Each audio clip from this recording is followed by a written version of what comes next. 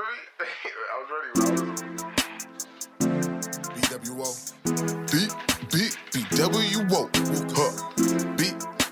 B.W.O. Brothers with opinions, now we spreading the word. In this world, things get hard cause we've been blinded by ignorance, man. Fans being known to progress is a hindrance. Silence is consent, so let your voices be heard.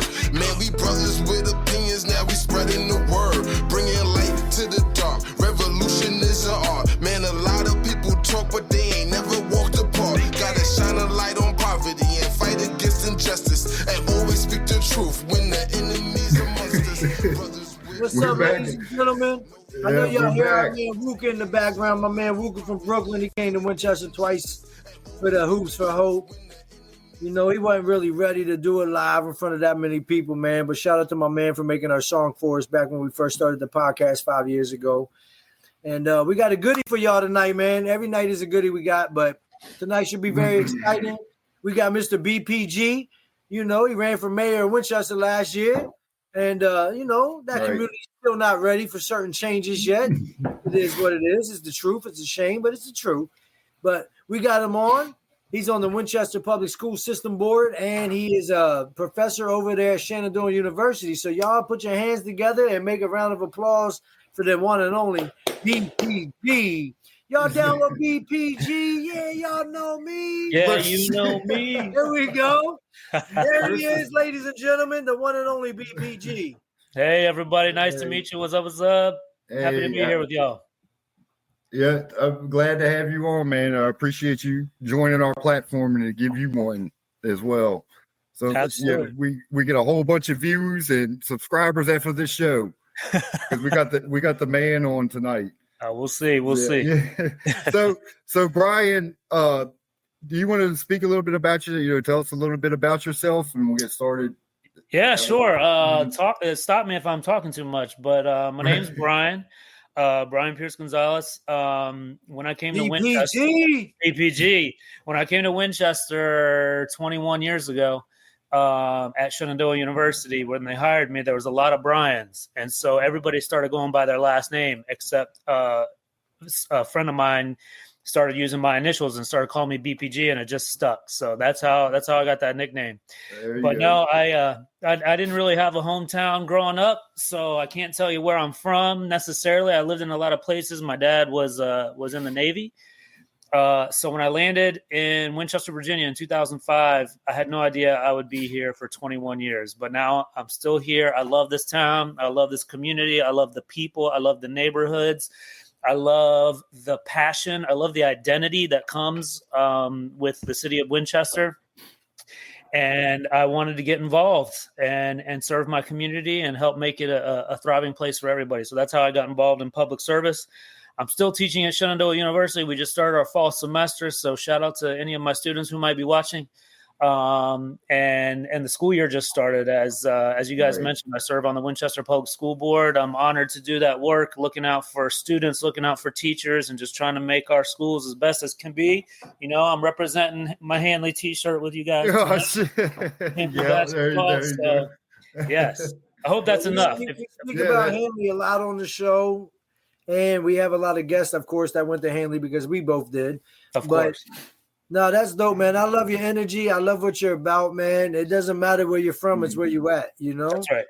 I mean, I'll never forget my home, which is why I love Winchester so much, but it's where I'm at right now. At the end of the day, you guys can't save me if I need something in 2 minutes.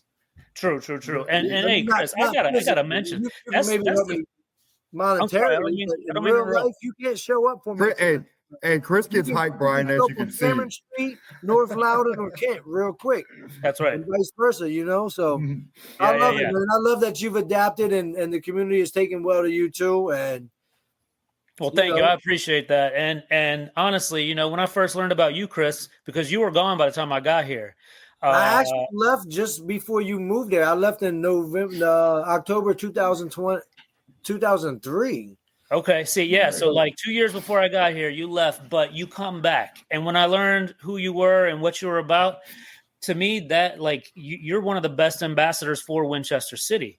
It's a place that doesn't leave you. And you know, I hope to die here and be buried here one day. But if my life takes a different path and I do have to leave Winchester City, it's going to be that place for me too. It's going to be a place that I take with me. So, I mean, it's a special place. And I hope everybody out there listening that calls this place home, I hope you really understand how special Winchester is. Right. No, I totally agree with you. No matter where I've gone, there's been times when I couldn't get back to Winchester too often, and I felt weird about it. But you adapt where you go to, but there's always a saying, and it's true for me, like, there is no place like home. Home is where the heart is. For me, I grew up there as an elementary kid, before even elementary, pre-kindergarten, all the way through high school, and then I came back for 2.5 years during my college years. So I kind of becoming a little kid all the way to a man, a young adult. That's all I know. So that's so many memories, so much love, and they showed me how to become somebody. So absolutely, I always got to show a love, man. But I'm proud of you, man. Great to have you on. Tony and I've been talking about having you on for a while, man. And like a year. Story and hey man, I'm bored. I'm sitting at home most nights. So if y'all need a guest, just call me up, send me the link. I'll hop back on. Funny thing is, we'll talk to you as soon as this episode's over. Right. But so we'll dive into. We'll start with you being a college professor. Right. I got a few questions for that. You know, you do different things. So to be honest, Tony, you didn't know he was a professor, right? Hey, I keep it real. I didn't. I just knew he was on the school. Tony board. knows me from basketball. And I just coach his son. Coach his son. Like, but that brings me to something. Like how you say, like you don't ask questions, you don't get into people's personal business, this and there. But as adults, when Drake said no new friends, that's the reason, because people just don't talk and ask things anymore. Right. Yeah. Right. But for real, you guys got to do more of that. It's just people in general. It's not being nosy. It's like, yo, I genuinely care. Like, what the hell? I don't know. That's how I feel. I feel like being nosy in a way. Like certain things. I don't know. That's just me. I'm an open book, like I told y'all before. Like, you can ask me whatever. I'll let you know. Right. But we'll start. Like you said, you came to Winchester, you know, for SU, the job there. So what is the most important qualities for being a college professor to you? That's a great question. And I can only speak to my experience about, I have found success being a professor, a college professor at Shenandoah University. And what has worked for me may not work for somebody else, but I'll tell you what has worked for me is, I try, and I think I'm very good at connecting with my students and like Chris was just saying, like talking to them, learning about where they're coming from, where they're trying to go, opening my world up a little bit to them so that they see, I have a story myself.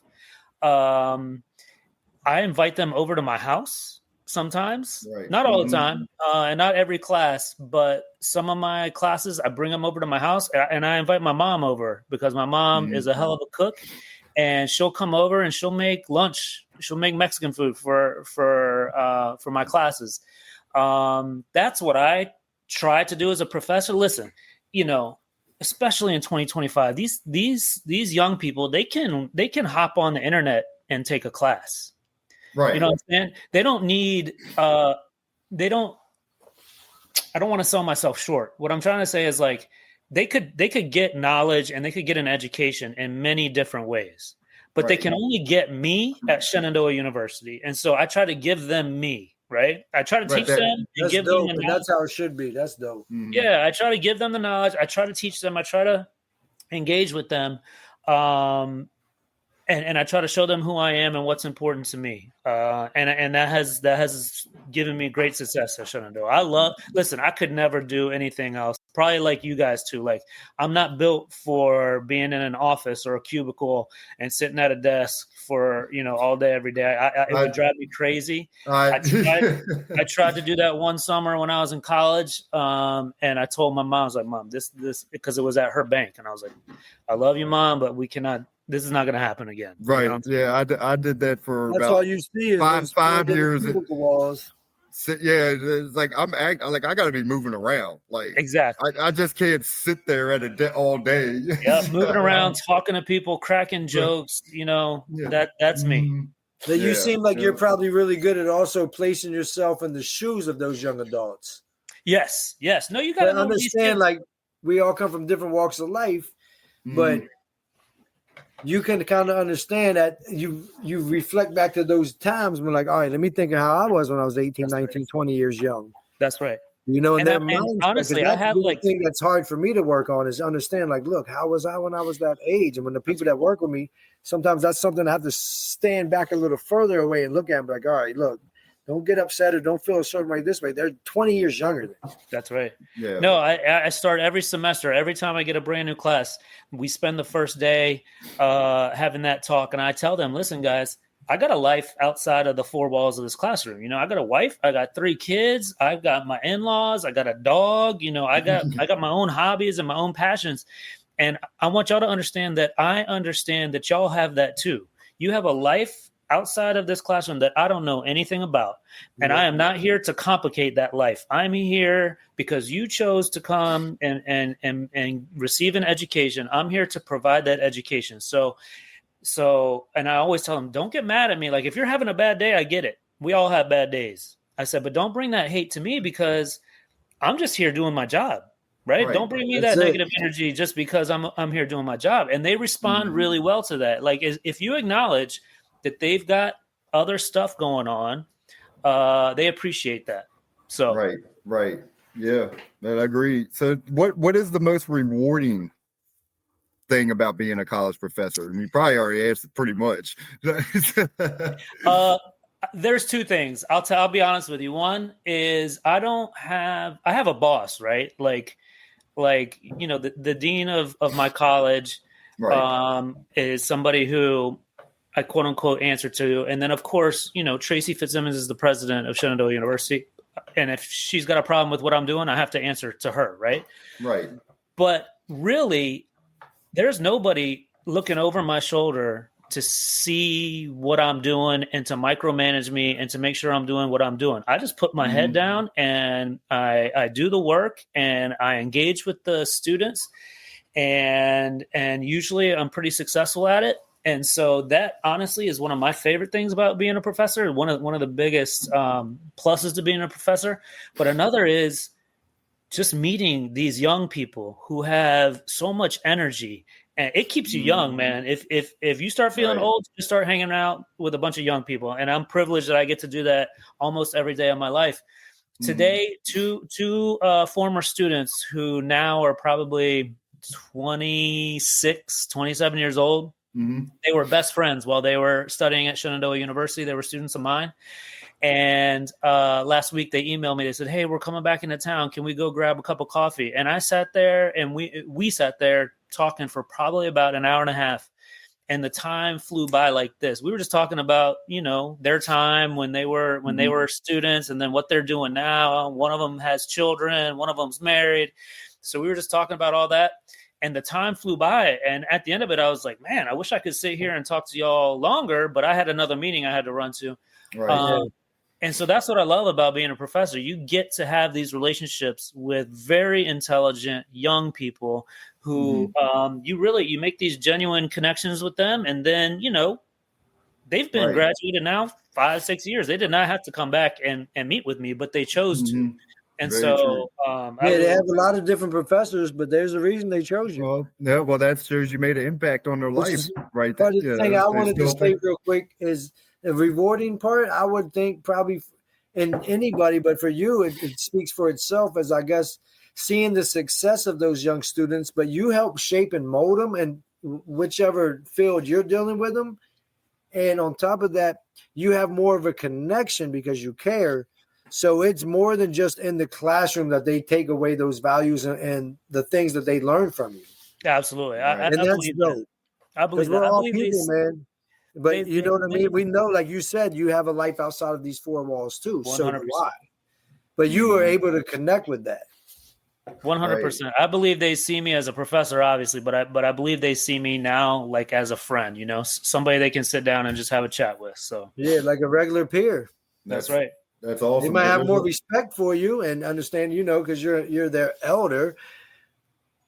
They're looking at you like, look, that could be my brother, or whatever else, because you keep it real like that. And I think that's important. And wherever I work, some other people on my level, as far as managerial levels, some of them feel a certain way, and I think it's because, and I don't need everybody to love me or like me. I understand you're doing something wrong if that's the case, but in general, most people fuck with me, and they gravitate towards me, and they want to know how I'm doing down the road and come back and hang out, like you said, have a drink. Because you're able to connect with people. And I think that's so important. So I think that's dope that you do that at Shenandoah and just for people in general. Right. So I can see you being very successful. Like, you don't need somebody to micromanage you. And that's annoying in itself. But you also you want to be seen. But I think your work is speaking for itself, what you're doing and impacting for those young people. I can see I appreciate that. I see it in you, man. Like, really.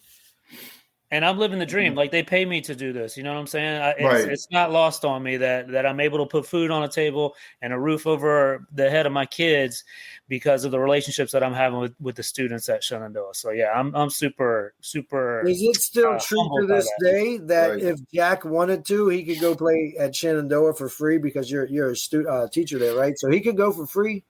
If they accept him, yeah. He's got to have the grades. I know he's probably like, I'm going bigger than that, Dad. But in general, like. So that's cool. They still do that for people that work there because I know you can be a janitor there, but your kids can still go for free. That's right. Absolutely. You can be the person in the cafeteria. So you said 2005. Was James Davis still the president there when you came? Yeah. I lived with him for 9 months. Did you really? When I was in 4th grade, he lived right beside John Kerr Elementary School behind Hanley on the top of Jefferson. I lived there for 9 months. I was in 4th grade. I was little. I was wild. The mother couldn't milk me at the time. I was really bad. So I went from the Evans home to there, and then I moved back into the Evans home. But I stayed with Dr. Davis for 9 months, and he's the reason I learned how to water ski, jet ski. I've had Christmases that I've never dreamed of before. Yeah, from him and his family. That's amazing, man. I had no idea. But that's Winchester. That's Winchester to me. You see that connection? He has a building over there now named after him and stuff on the campus. Yes, he does. I was there when it was still like a conservatory. It was just like music and drama. The basketball gym was really little, all kinds of stuff. But no, that's awesome. So he helped hire you or was running things when you were there, right? He was running things when I was there. I think the first 2 years I was there. So that means probably around 2007 is when he retired, and then Tracy took over. They hired Tracy. Nice. Yeah, so that's still another connection, though. Yeah, no, that's amazing. Right. I mean, that's what this community is. That's great. I love that story. I had no idea. He's down in Roanoke now at Smith Mountain Lake. They moved to Florida for a while, but now he and his wife are at Smith Mountain Lake because, he's health-wise and not doing so well. And be closer to family when you're on your end times. Yeah, of course. Right. But yeah, he was super impactful in my life, man. So that's all. That's what I'm saying. That's awesome to know that you're over there impacting young people's lives too. Yeah. Yeah. Hey, if you want to talk to the coaches to get Christian and Jack over there. Hey, Coach Doyle he'd be doing backflips with Christian and Jack. Yeah, see, Tony, it's still Coach Doyle. Christian's already working with the coach. I think the assistant coach. I can't remember his name right now, but my dad was an alum at SU, graduated from SU. Oh, so, dang, I didn't know that. Yeah. Oh, that was years early 90s. Yeah, they weren't SU yet. They were just they were real small, just the main part. Oh yeah, nothing like it is now. Dude, I've been there for 21 years, and it's like double the size from when I got there. Oh my God, it's tripled the size. Yeah, now they bought everything except for the Civics. Right. Well, and I think they might own that too. No, they don't own that. That's technically the city parks. Yeah, it's still it's Russ Pot. So it's the Russ Pot Civics. Yeah. But did you see, Chris? They just replaced the goals. Backboards. Oh, the back. Yeah. I saw some of it. When we were little, we played there every day, all day, and until you were really good, you couldn't play on the middle court. Like it used to be like our rucker. Right. And that's why it was awesome to do an event I did a few years ago and had everybody come back, man. But yeah, Shenandoah is like they went across the highway and everything. Back in the day, I'm telling you, it was like 4 or 5 buildings, a couple dorms, and that was it. Wow. Yeah, that was it. So shifting gears, kind of, we'll speak on the school board. Okay. You being on the Winchester School Board. So yeah, my fault. I might be talking too much, fellas. Oh, you're good, Chris. All good. That's just what you do, man. You're excited. Yeah, man. We always love your energy. So, it gets reciprocated. You got to give what you want. Right. So BPG, we'll call you that. What do you believe our schools should be accomplishing? Or what are your 3 overall educational priorities? Wow, those are great questions. What should our schools be accomplishing? That's that's not a hard question to answer, right? We need to be teaching the students. The students need to be learning. We just did a review. So Monday was the last school board meeting. So 4 nights ago, whatever that was, we just Who's the superintendent now? Jason Van Huculum. I don't know if you know Jason. No, I don't. I was just curious what their name were. Yeah. Okay. So we just reviewed the all the standardized test score data and all, and we can talk about standardized tests and how awful they are. But man, we are looking good. We have what we call a scorecard. So it shows how we stack up against the state of Virginia, and then it shows how we stack up against similar school districts like Harrisonburg City, Roanoke City, Charlottesville, Lynchburg, Manassas Park, and there's 1 or 2 more in there. They can't compete with Winchester. No, man, we're blowing most of these school districts out of the water with what our students are able to do.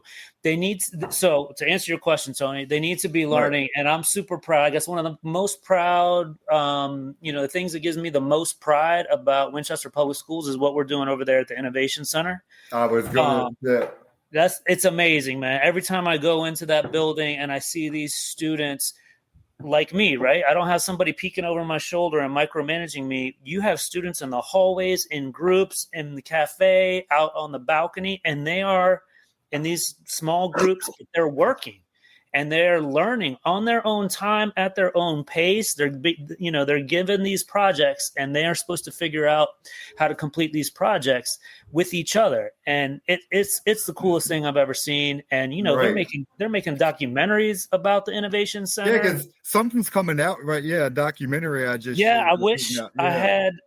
It's maybe September 30th. Don't quote me on that date, but they're going to screen it over at Hanley in the Patsy Cline Theater.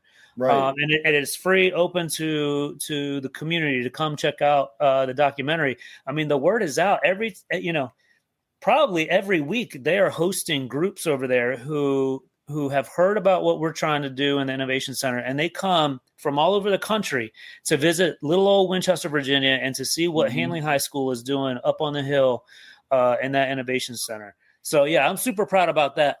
And I'm glad you broke, because that was the first thing I was waiting for you to say that, because it is amazing. Because we got kids who go there, and when Quincy started as a freshman, because when did Innovation Center come? It was around that time, like 6 years ago, something like that. Probably 5.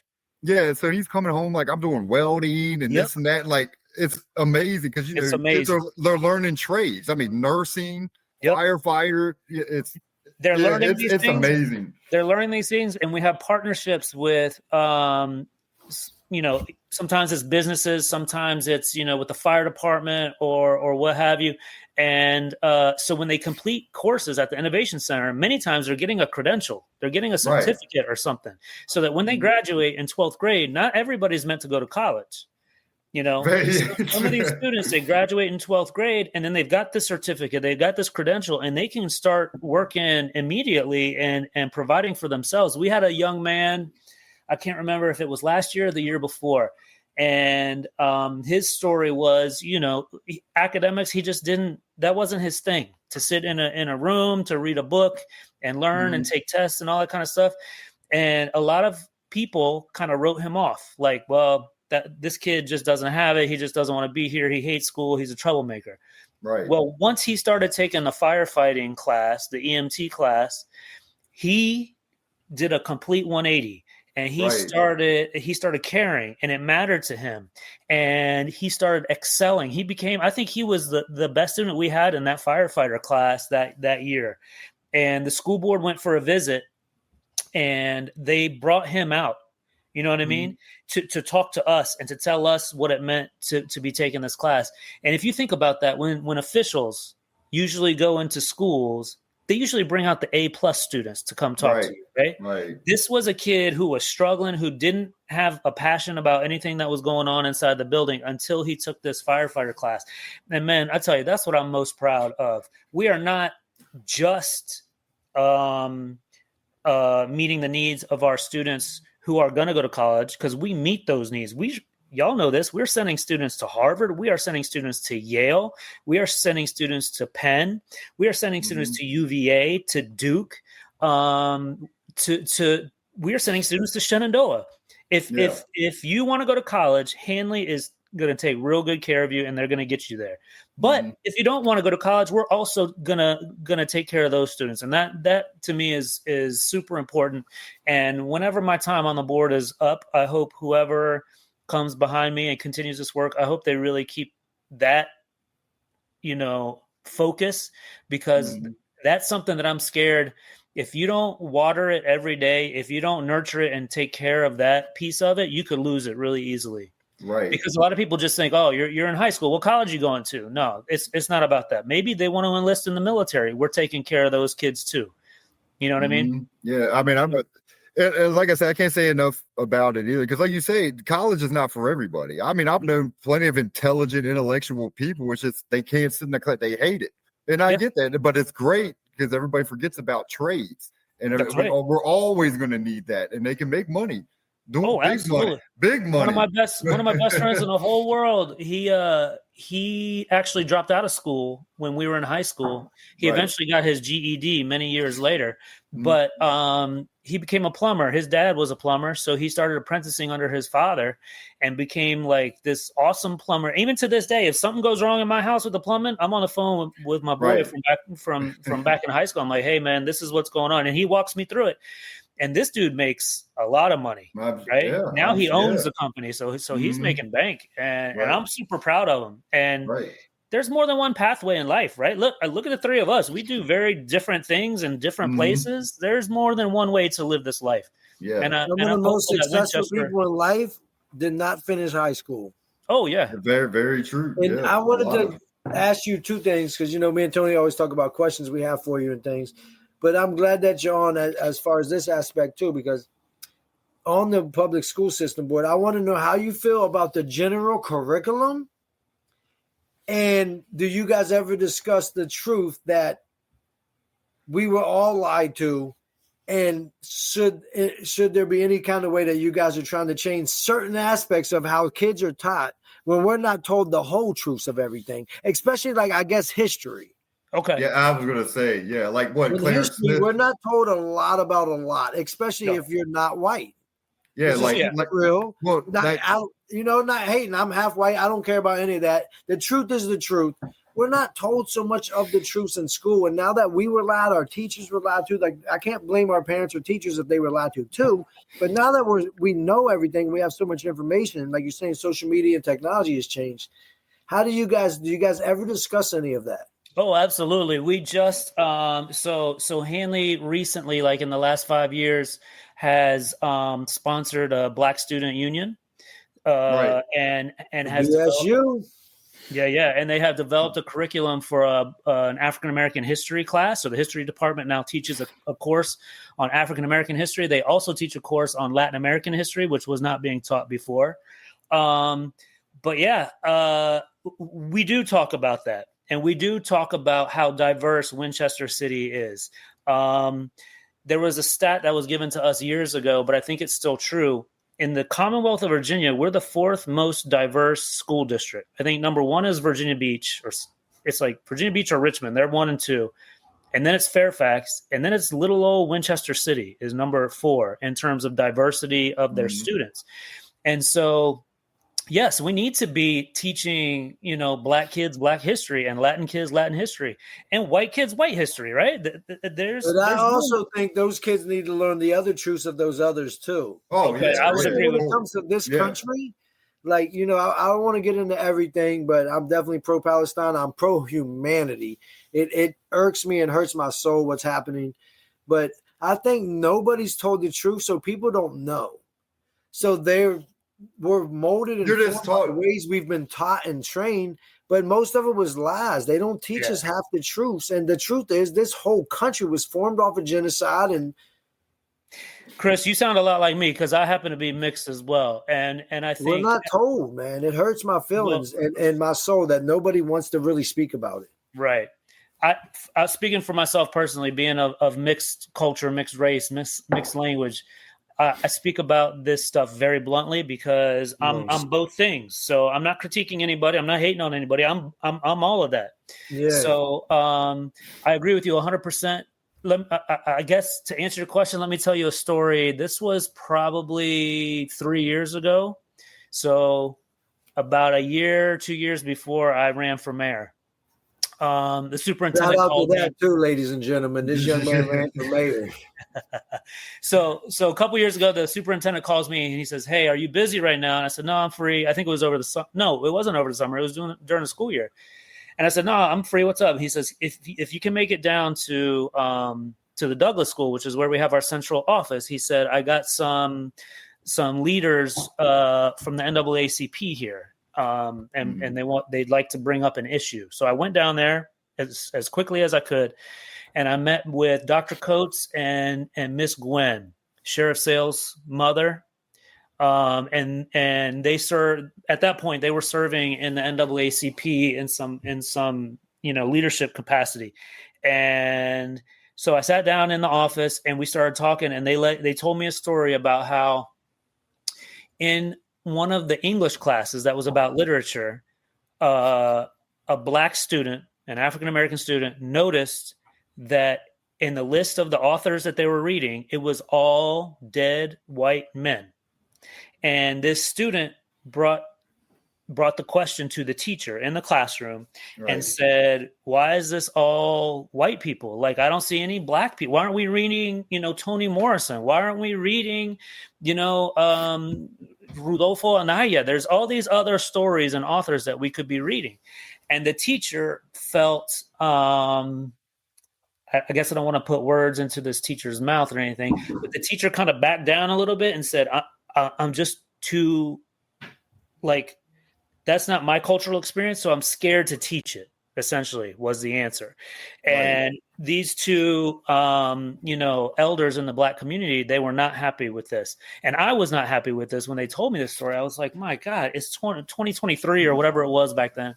I said, we have got to get to a place where we can teach these stories. We have got to get to a place where we can have these conversations and we can teach these stories. To your point, Chris, teach Black stories to non-Black kids and teach, Latin stories to non-Latin kids.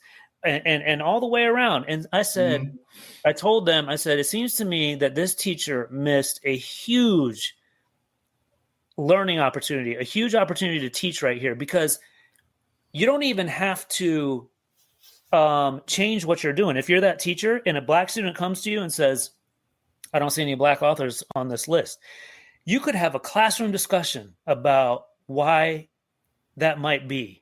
Right. And people, you have to be delicate with it. But that's what we need to be doing as teachers.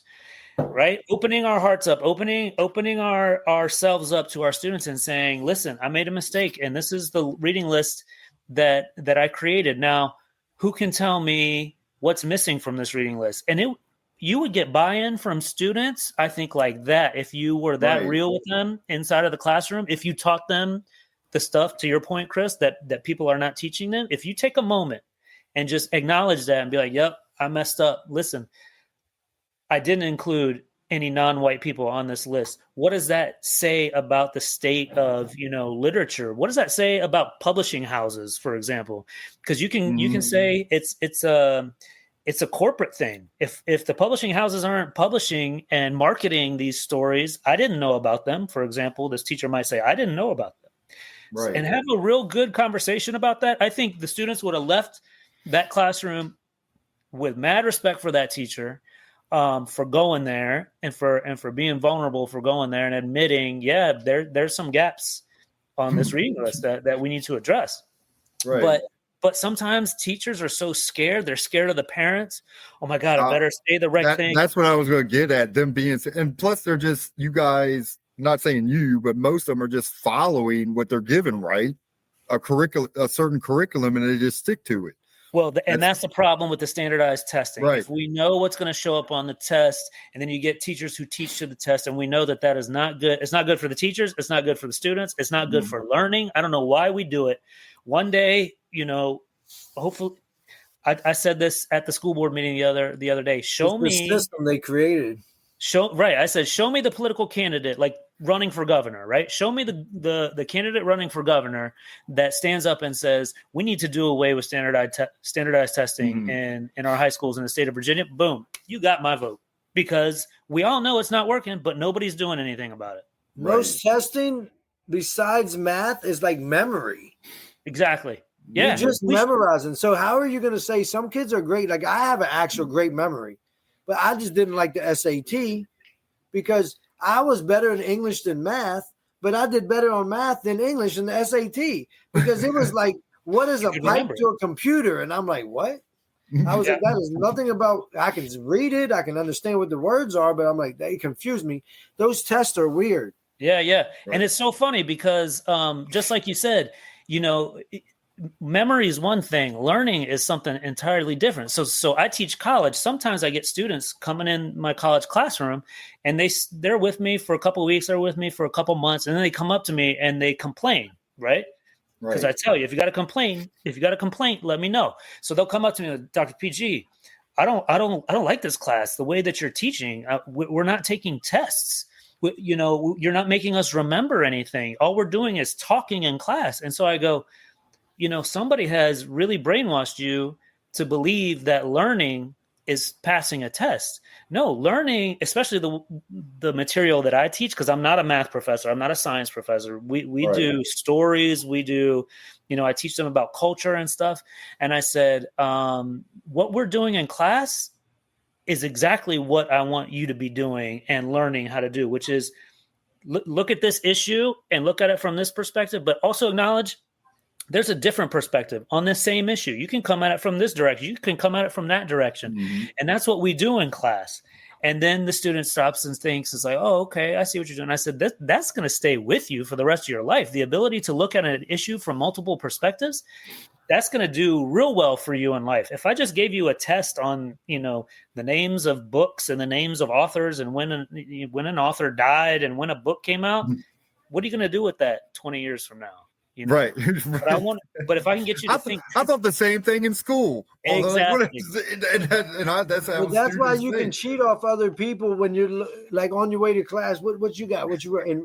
All right, let me remember. At least in our day, it was easy to remember to pass the test, but you didn't learn one thing. That's right. When I read books in school that I didn't care about, I read all the words, but my mind was somewhere else. Yep. And that's why when they allowed us to go to the library and find a book we wanted to do or what this and that, it intrigued me because now it was something I was interested in. That's right. That's what I was going to say. It's like people, you got to find in BPG, you said this earlier. It's like you got to find what people you're interested in these kids, because a lot of kids, and that's what's so great about the intervention center, having that. So that's the thing. It's like if you're interested, then you're going to lock into it. Tony, it's an even bigger picture, which is why I ain't going to lie. I fuck with you, man. We could go for days. Most kids should not be locked up in a classroom. Their mind isn't doing anything but seeing what's on those walls. That chalk. Oh, we're gonna get deep now. No, but I'm curious. Like they should figure out what they really want and what they like and what they're interested in. But that's why one of our elementary schools, firefighter, because he had nothing about that. But once he got the opportunity, he grasped onto it and really took it. That's right. But when you're stuck in a classroom and everybody's learning the exact same thing or being taught the same thing, that means we're all supposed to be the same. That's the brainwashing of it. And unfortunately, you're mandated by the federal, Department of Education many times, or the state level Department of Education, into, okay, it's 4th grade, so you got to teach this. It's 8th grade, you got to teach this. It's 10th grade, you got to teach this. And so at the K-12, if you don't know that by now, you're considered dumb. That's right. That's right. And that's the system. That's the system that needs to change, because once you get to college, you get professors like me. And I go, no, we're not going to do tests. We're going to talk. And I might give you a reflection writing assignment. I'm not grading you on your writing. I don't care if it's a run-on sentence. I'm grading you on your ideas. And some students, they've been brought up in that system where it's like test. I got to get an A. I got to get 100% on the test. Yay. And then they come to my class and like, Dr. PG, I don't know if I like this. because I need to be taking a test. I need you to tell me that I'm learning. And I'm like, no, you need to switch it, right? I shouldn't tell you that you're learning. You should show me that you're learning. And some students, it takes them a little bit to understand that because they've been in that system for so long, and it's brainwashed them to believe that that's what learning is. And that's not what learning is, in my opinion. And I also think in high school, going back to Winchester, Tony, because your son's a senior and you have a kid that's in third grade now? If they were taught the truth, no matter what their color, race, religion, and stuff is, if they were taught the truth at a young age instead of being brainwashed or just told what the victors want to tell, I think that there would be way less racism. Oh, yeah. There'd be a better understanding for each other. 100%. Chris, I mean, I totally agree. It's, to me, well, we'll bring up Clarence Smith. But we need people like BPG that might be able to make those differences one day. Yeah, well, I'm talking Carl about it too, anybody. Remember Clarence Smith was teaching a Black history class. I was going to tell BPG to try to steal him away from Shenandoah because he's a Hanley kid anyway. Yeah. Well, Carl, who? Clarence Smith. No, we got Clarence. He's at WPS. He's at Daniel Morgan now, correct? Oh, nice. I think so. Yeah, I just saw him last week. He's at Daniel Morgan. He's going to be a great professor, teacher for those students. Nice. Oh, 100%. No, I'm a big He'll Clarence keep it fan. real. Yep. I'm a big Clarence fan. And that just leads to we were talking about curriculum, or like teachers pressured, I guess, to teach certain curriculum, or did like Claire, he did his own thing, basically, like a Black history class. It's good to follow us. And that's what I'm getting at. Like, did he have the freedom, or did teachers have the freedom? Like you say, or they're going to get backlash. I mean, to a degree, they have to meet certain benchmarks, and they have to make sure, you got to prepare these students for those stupid SOL tests. Don't get me wrong. Don't get me started. But listen, I love it. I will put up the teachers that we have in Winchester Public Schools against any division in the country. We just celebrated the Virginia Teacher of the Year is at Hanley High School. The Teacher of the Year in the entire state of Virginia got to go to the White House, meet the president and the first lady. This was under the previous. That was an awful experience, but that's fine. I was like, I would have passed on that, but anyway. Well, that was under the previous administration, so. But I mean, our teachers are doing a hell of a job. Yes, in some ways their hands are tied by we've got to make sure we're on schedule. We got to make sure we're hitting these benchmarks because that's what the state mandates or that's what the federal government mandates. But they are creative and they're teaching. The approach that they bring to teaching is super, like they bring their passion, they bring their creativity, they bring their expertise. And so they have to do certain things, but within those restrictions, within those limitations, they're killing it, man. I love our teachers. There's always a knucklehead in every group, right? Don't get me wrong, but our teachers are amazing. Oh, I agree. There's a lot of great teachers at the school. I mean, even when me and Chris went to head, there was still great teachers there back in, the 1960s when we went. So, but I'm with you. And speaking of those times, speaking of diversity, you got a lot to deal with now, BPG. Yeah, but the teachers are even diverse. We didn't have teachers that look like some of the teachers and helpers at schools now. I'm just being honest. It's different, and I'm sure they have to talk about that kind of stuff. Oh, yeah. Because we had women that were most of them were very old. We never thought nothing about it. We thought, did you make some grandma cookies for us today? We was hoping it's not like that all the time now. Lives have changed a lot, man. So Jack and Christian look at certain teachers and I don't remember doing that. They don't tell me if they do. They probably don't tell you. Well, they ain't gonna tell Dad. Chris is and maybe there were back then, but you guys might have had some weird fetishes or something. But I was like, there was no good looking women when I was a kid. Like, it was all old and it wasn't. But nowadays, I guess because life has just changed so much, some of the people that graduate are already teachers. Yeah. That's what I'm getting at. We're so old, Chris. It's new. But even Clarence is a young looking person. Yeah. You know what I mean? Right. Like BPG, you don't look old. Like, so certain students are probably like, oh, like, I'm not trying to switch subjects. I'm keeping it real in all aspects. If he's on the school boards and stuff, they have to talk about everything.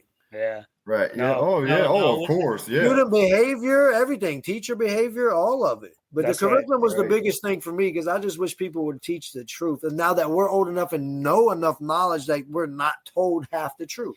So that's why I wanted to get on that. And I appreciate you elaborating on how you feel about it. Well, 100%. But you, to your point, though, you have a group of parents, and I don't want to pick on parents at all, but you have the adults in the lives of these children who sometimes when teachers try to teach the truth, to your point, Chris, the adult comes in the room and sees a student reading a certain book or having a certain conversation with another student. And then they're like, whoa, why are you talking about that? And then it becomes this big political issue. Like, we got to get certain books out of the library because I don't want my kid learning that stuff at public school. And then it blows up, and then there's a lot of pressure from the community, and then or it divides the community because you got some people over here saying the kids need to be reading this stuff, and then you got other people over here saying no, they don't. That's not my kid because that's not how I raised them. Those are the people at home that were already allowed to their whole life, so they don't know any better either. Yeah, I'm not blaming them and saying they're racist. Even if they are, I'm saying they don't know better. That's what they were told and taught. So they don't want their kids learning about no damn Huey Lewis and no Malcolm X. They don't want them learning. They'll be like, who is that? And the same thing, certain black people or Hispanics don't want people learning about some of the Thomas Jefferson. They're like, nope, slave owner. Yeah. You know? Right. But if you're not taught the truth, how can you really know? And that's what I hope you guys can hopefully change, at least in the Winchester school system. Yeah, I think we're trying. We're definitely having those conversations. You asked if we were talking about that stuff. We do talk about it. We're not in the classrooms, obviously. You know, we're at central office, and so we're way up here. The teachers are down here because they're actually in the classrooms with the students. They're the boots on the ground, if you will. Yeah. But no, I'm happy with what we're doing. Listen, I tell people all the time, education is a weird thing, right? Because everybody went through school, at least some school. Right. And so as they become adults in their mind, they're like, this is how school works, right? Because I went to school. I know how school works. And then I have to talk to them and be like, you don't understand. We don't order our food from McDonald's in 2025 the same way we did in the year 2000, right? There was a 99-cent menu back then. Right. 99-cent menu. But you know, we don't pump our gasoline the same way that we do in 2025 as we did 20, 30 years ago. We don't, pick anything, right? We don't watch TV Everything the same way now. Except for the education and the politics. Mm-hmm. Right. We don't watch TV now the same way we watched TV 20 years ago. But people have it stuck in their minds like, well, education was this way when I was in school, so it needs to stay this way. And I have to have that conversation with them. That's a dope-ass way to look at it. And yes, everything evolves. I didn't even think about it like that, to break it down like that. That's Tony. You don't agree? Like, for real. Like, I totally agree. And things as we did growing up because we didn't have the cell phones, we didn't have the internet, like so much things. We just lived a different way. But now you're still teaching education the same way when it was already wrong back then? Yep. Why can't we change it? Yeah. So that's the conversation you have to have with people out in the community. The adults is who I'm referring to, because they want you to do it the way that they, dealt with it back in the day. Right. So the thing is basically adapting. Right. It is. We have to adapt with the times, and nobody wants to. You got these I guess you can say old heads, whatever. But they do it in that's how we were taught. Entertainment and everything except for education and politics. Yeah. Because they don't want us to know the truth. That's right. Listen, I ran for mayor last year, and one of the biggest conversations I had with people who had lived in Winchester for a while, say 10, 15, 20, 25 plus years, they all wanted to talk about the growth and how awful it was and how I'm running for mayor, right? So they would ask, how are you going to stop the growth? And I would say two things. You can't build a wall around Winchester with a gate and just let it. They're all Trump supporters talking like that. Yeah. They're like, you can't let these people in. And I said, people come here because this is a great place. We should be proud that this is a great place. It's bringing people here, right? But I lost my train of thought. The growth was that damn dog Tony had. That dog threw me for a loop. No, somebody must be home. But the city is growing. That's my point. When you came here, so I would ask them, well, when did you move here? Or when did your family move here? Oh, we moved here when I was 15. My parents moved here when I was 15. So I've lived here all my life. And I say, well, guess what? When your family moved here when you were 15, go 20, 30, 40 years before that. Winchester had grown from that point to when your family got there, right? Yep. So now it's 2025 and we're still growing. We should be proud of this. We should be happy. Like, I get it. We don't want more traffic. We don't want more congestion. I get all of that. But just to be mad, like, people are so scared to change without realizing they've already lived through it. Right. Yeah. I mean, I'm not going to say my age, but I'm old enough to remember when because I lived on the north side. Okay. So I grew up by the bowling alley. I remember coming into town. It said town of Winchester, and the population was like under 8,000 people or something. Oh, wow. So it wasn't 8,000, but dude, I'm sitting like it wasn't that much like back then. It's like 28,000 or something, but yeah, it's still very little. But Tony, hey, shout out to the north side. Yeah. If I get to retire in Winchester, right? I told Melissa already. I was like, there's something special about the north side. Every time I go into that community, every time I talk to those neighbors that live over there, there's a real pride and a real sense of like, those are the neighborhoods that I kind of grew up in. Right. So I'm telling her, if we retire in Winchester, and I hope that we do, I want to get a spot over on the north side because those are my people. Yeah, it's the only real neighborhood that still has some culture. Yes. Yep. Mm-hmm. It's changed a lot from when I lived down there, but I'm still glad certain people are still there. But it's the only community that's really got the real culture. No, I love it. I love it. And they're tight knit, like, you know, everybody knows everybody. Yeah, they look out for each other, man.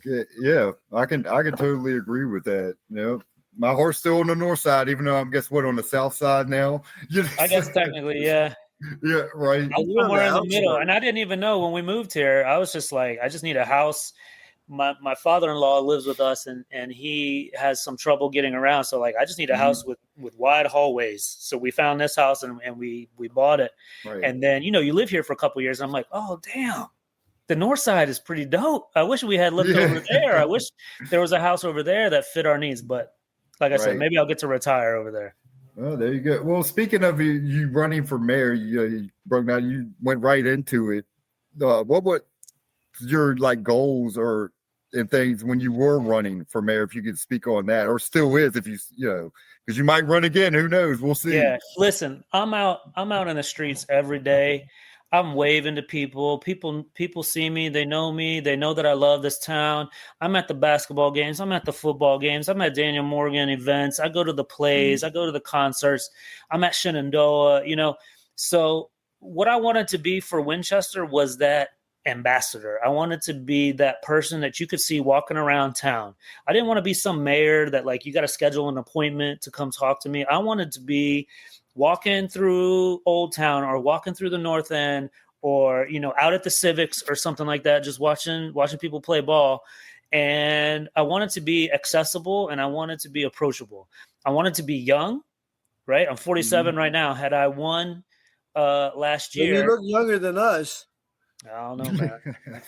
My hair just hasn't gone gray yet. Tony's old. He was born in Vietnam days, but see, here he goes. No, I wanted to be that mayor, you know? I'm not gonna lie, because if Christian and Jack and all them on, they'd be like, "Oh, he's glazing them." But yes, whatever that means, donut faces. Yeah. But that's how it should be, man. Most people aren't like that, dude. You need to want to be with the people in the community. Yes. Like, why would you need to schedule an appointment with me? Like, Winchester ain't that big. They're like, oh, we can't fit them in until next year. Exactly. Right. Dude, I'm right down the street. I don't care if I'm on Kent Street or I'm on 2nd Avenue over there behind Walmart. It takes 10, 15 minutes to walk. Like, I can't, you know, so that's great that you're for the people, man. And Winchester, y'all need to understand, look, I've known some of the mayors, known of some of them. Times change, man. The same way we need the education board to change. You guys need to understand it doesn't always have to be a new person that's not white, but it needs to be somebody that's for all people and not just white people, man. And that's real. And my young white people know that, because you don't agree with it. Wow, we got to make a change, and y'all got to help step up and make a change, man. And BPG could be the fucking best fucking mayor Winchester's seen probably since anybody's been alive that is alive, man. And y'all just need to think more and think outside the box, man. BPG, I hope you run for mayor again. I appreciate that, man. I know I get excited. I get hyped. Tony's used to it. He's the mediator and kind of quiet, but that's me, man. I mean, we have guests for a reason. And I think it's good to have you on, man. Like, you're a person for the people. Like, so you're my kind of guy. You're a people person, but you genuinely care, and I can tell that, man. So I wish you the best, and I hope Winchester wakes up and understands. Look, it's time for change. Well, listen. I haven't made this public yet, so I'll and I'm not here to make a huge announcement or anything, but I do get asked every once in a while by people when they see me on the street, "Hey, man, you gonna run again? You gonna run again?" Here's what I'm up against. My kids, my two youngest kids, are sophomore and freshman right now. And, you know, I only get one shot with them. I only get one shot at having them living in my home. I only get one shot at being a dad and going to all their stuff. So that's what I'm wrestling with right now. Do I want to run a whole campaign? Because that campaign took a whole year of my life. Right. And if I run again in 2028, you know, Jack will be graduating. Sophie will be going into her senior year. And so I'm like, I don't know if I want to put a whole year of my life on that. That's understandable. You know, so that's what I'm up against. It's not for fear of running. In fact, I tell everybody that asks me, I loved running, man.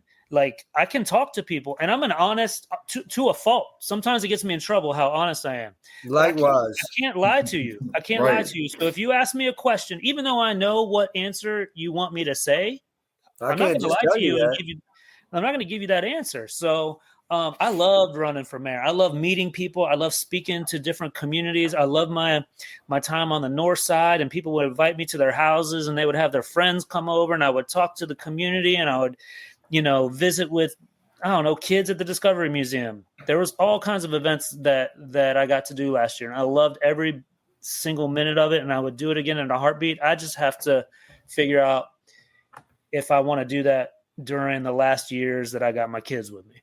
Right. Hey, that's commendable, man. No lie. Like, and I can relate to that because I got a senior this year. You should be there for them, man.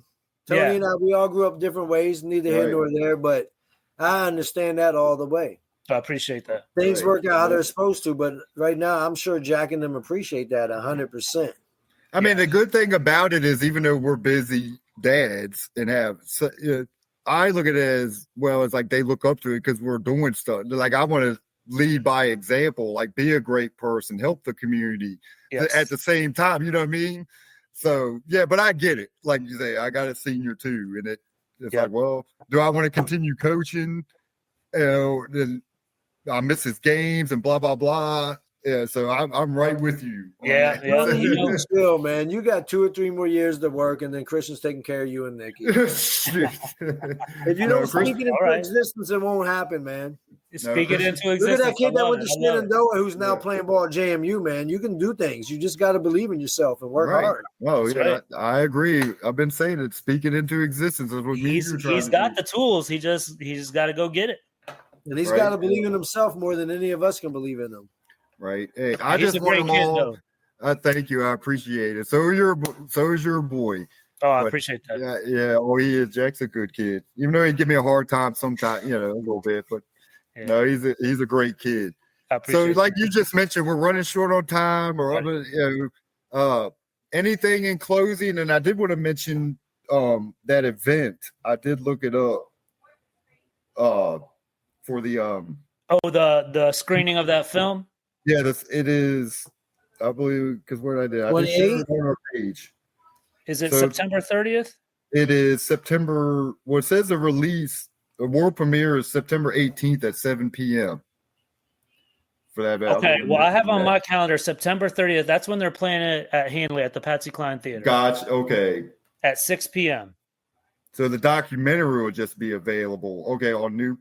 So maybe it drops on the 18th, but we're not showing it over there until the 30th. Right. So you're saying they're going to show it at Haley. Yeah, people will be able to watch. So wanted to mention that. But hey, BPG, if you got anything else you want to, any advice for your students out, young kids, the community, you just get involved, man.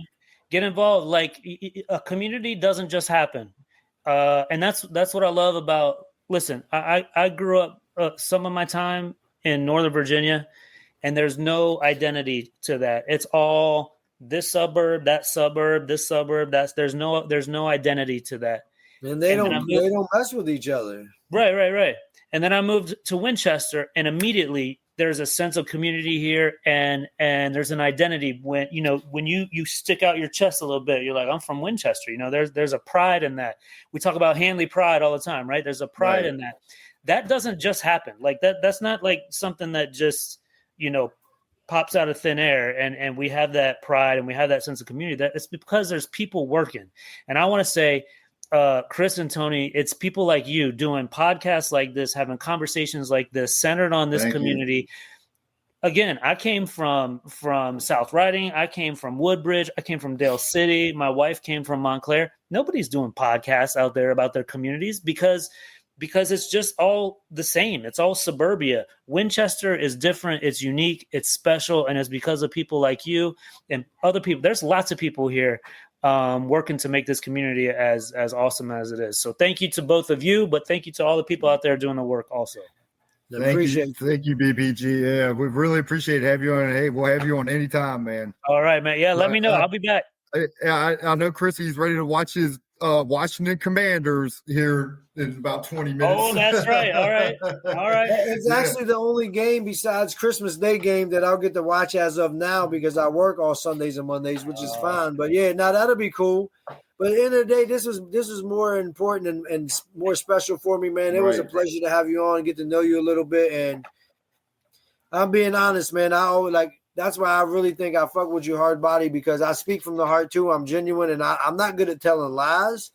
So I think my girlfriend loves that because I'm just not good at telling lies, man. Like, yeah, I don't know how to. Like at the end of the day, I'll tell on myself and not doing anything bad. Did you eat? Did you eat what I left in the fridge? And if I didn't, she knows right away. Yeah. I'm not good at saying, no, she knows right away. That's right. And that's right. I can tell that you're that upfront dude too. You just keep it real how it is, right or wrong. It does get us in trouble sometimes, but you know what? Be genuine, be yourself, and I think that's a great message for everybody too, man. Be yourself. I wouldn't have it any other way. As much as at the end of the day, even people like myself and Brian, I know we still do care and take into consideration what other people think, but we don't care enough to not be ourselves. That's right. Right. All right. Well, BPG, appreciate you, and we'll talk soon. All right. Tony, you too, man. Keep being yourself, T. Because when Christian leaves, you're back in the square one again. Yeah. Fifth grader. Right. But like you said earlier, hey, kids keep you young, man. They do, hang around the youth. They keep you young. And all of yours are in Hanley now, right? Yeah, they're both in Hanley. For this 1 year, they're all in Hanley for a couple years? Yeah, well, my oldest has already graduated. She went to college. She graduated. She's at grad school now up at University of Michigan. But she went through Hanley. Yeah, but my two youngest are at Hanley now. I got family in Michigan, in the Grand Rapids area. You got what? Family. Yeah, that's where my mom's side of the family. Yeah, in Michigan. Yeah, that's where my mom's. Hey, man, that's a cool spot. I had never been to Michigan in my life. We moved her up there over the summer. It's a cool spot. Yeah. To Ann Arbor. Yeah. Mm-hmm. Yeah, Michigan's got nice. It's ugly during the winter time, of course. Yeah. But springs and summers, believe it or not, I heard it's actually a big retirement state. Really? Like people get because summer homes because it gets like 80s. It's nice, comfortable weather, but the winters are brutal. I've been. I believe it. Yeah. So, but anyway, we can keep going and going, man. But hey, appreciate you on, and like I say, we'll talk to you soon, man. But yeah, all right, guys, really appreciate y'all. you. Yes, sir. Yeah, and have a great night. All right, see you later. All right, fellas, be safe. All right, Chris, we'll end. We had the great BPG on, but you want to end and talk about Yeah, you got to do the scores from football the matchups because then I got to get out of here. I know. I got to get out to the TV quicker than Micah can get to the what's his name? Oh, exactly. He can't find him. Who Micah? We ain't talking about Micah, but hey, we'll whiz through these scores of last Friday's game. We talk about JoJo and Zayden and all the young boys out there.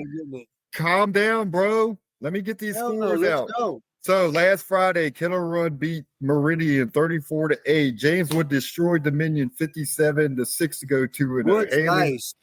Hanley destroyed Liberty 46-16. And then Briarwoods and Brentsville tied 20-20. Like everybody says, that's like kissing your sister. Hey, that could be a huge fucking tie come the end of the season for playoff positioning. Right. And then we got Loudoun County defeated Shenandoah 15-14. Central won over East Rockingham 28-14. Clark County fell to Fort Defiance 33-14. And Strasburg fell to Broadway 28-20. Okay, now moving to West Virginia. Strasburg lost? Yes, sir. They lost 28-20. Wow. Yep. And then now, or like we always say, our neighbors, can't forget about them in West Virginia. Martinsburg fell to Huntington 22-20. So they're 0-2, and that Jersey school from Camden wasn't just a fluke beatdown. Yeah. They've now lost 2 in a row, and I don't know if my whole lifetime I've ever heard of that. Right. They're 0-2. You're right.